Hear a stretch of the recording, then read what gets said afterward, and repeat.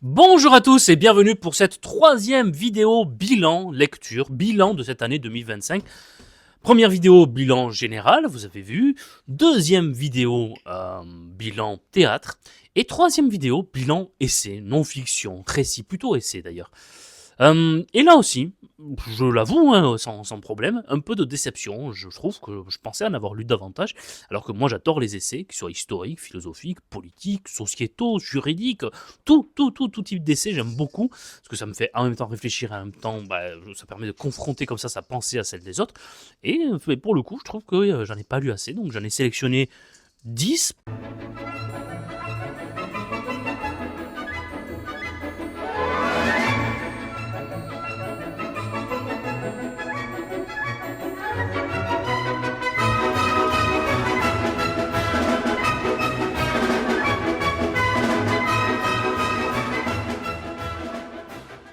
Alors numéro 10, Nos dernières fois de Sophie Galabru.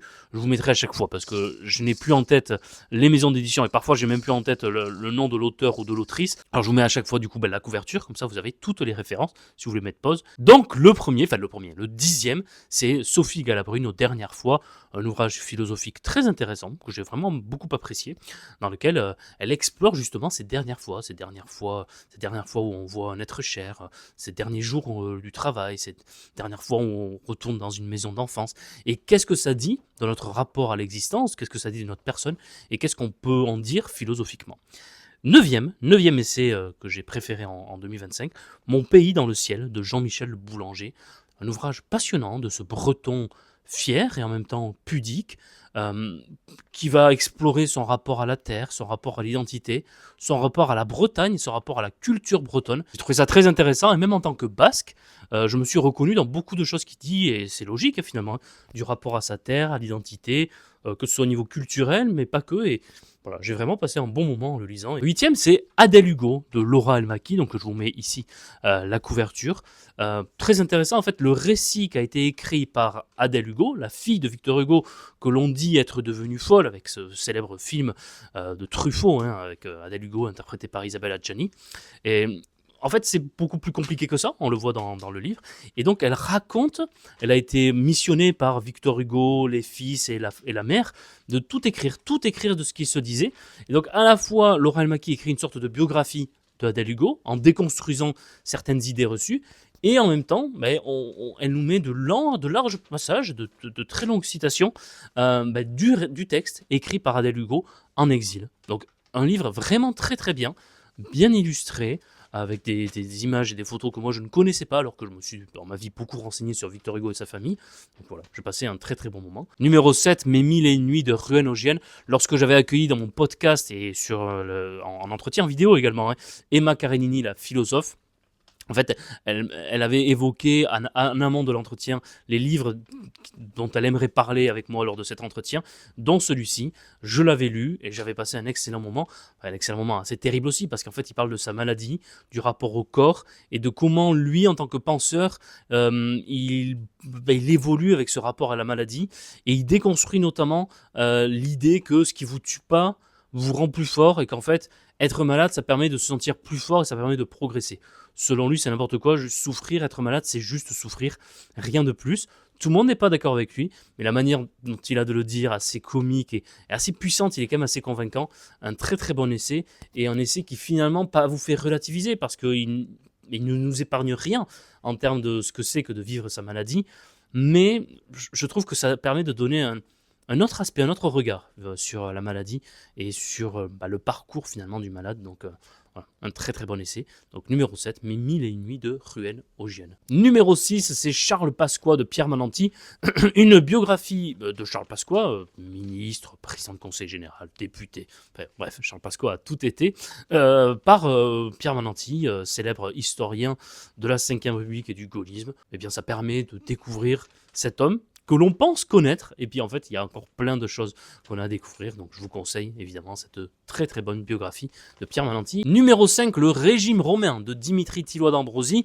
Le régime romain, pas le régime politique, mais le régime alimentaire de Dimitri Tilloy d'Ambrosi évoque et analyse ce qu'on mangeait, la manière dont on se nourrissait sous la Rome antique, et le rapport que ça avait avec la santé. comment les médecins s'occupaient beaucoup de ce que les gens mangeaient, aujourd'hui aussi, mais c'est presque s'il y avait des cuisiniers médecins à l'époque. Donc ça allait encore plus loin, et les médecins développaient de véritables théories sur ce qu'on devait manger, en fonction de la situation dans laquelle vous trouviez, de la zone géographique.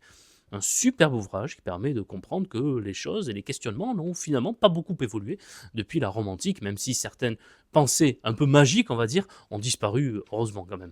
Numéro 4, une histoire de la RDA au-delà du mur. J'avais commencé l'année par ça, commencez bien. Il y a un très très bon ouvrage sur toute l'histoire de la RDA, de ses origines et même de ses sources, avant ses origines, comprendre qui et quels Allemands finalement ont construit la RDA, et c'était tout à fait passionnant. Et puis ensuite, là aussi, certaines images un peu à déconstruire, sans être non plus totalement naïf et sans être complètement bienveillant de dire non, finalement la RDA c'était pas si monstrueux que ça, en fait c'était génial. Non, l'historienne ne va pas jusque-là, mais il y a quand même certaines choses qu'elle aime clarifier.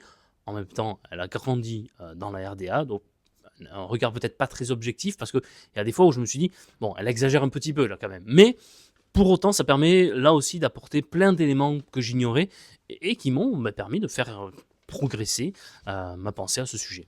Numéro 3, Charmian et Jack London. Étant un grand fan de Jack London, je ne pouvais qu'aimer ce livre qui raconte son histoire d'amour avec cette Charmian et comment elle a pu inspirer ses œuvres et comment lui a pu également beaucoup s'inspirer de sa vie pour écrire ces très très grands livres.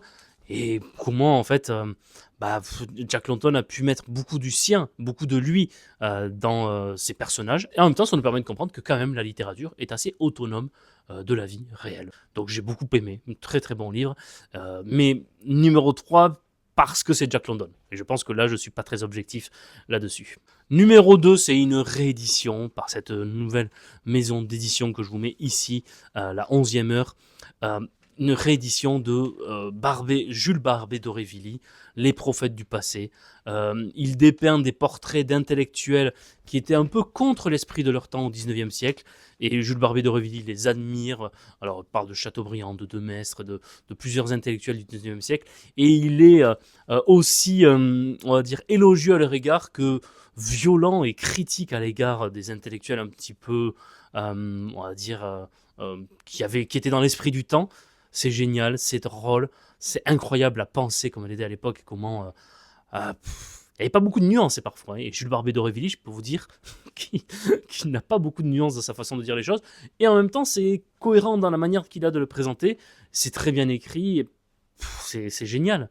On peut ne pas être d'accord avec lui sur tout, évidemment, mais c'est génial la façon qu'il a de le dire. J'ai adoré et je sais que je le relirai dans ma vie. Et enfin, numéro 1, L'égoïsme comme héroïsme de Mathilde Berger-Perrin, tout simplement parce que ça m'a permis de découvrir une écrivaine dont j'ignorais parfaitement l'existence, qui s'appelle Ayn Rand, et qui a l'air incroyable dans sa façon de construire ses romans. Alors, outre l'aspect politique qui est évoqué également dans l'ouvrage, en quelques 200 pages, elle revient sur la vie de cette réfugiée russe aux États-Unis, de la façon dont elle a ensuite développer une existence complètement libre, libérale, et comment elle a adapté, comment elle a finalement concilié sa pensée avec sa vie. Donc ça, c'est déjà assez rare.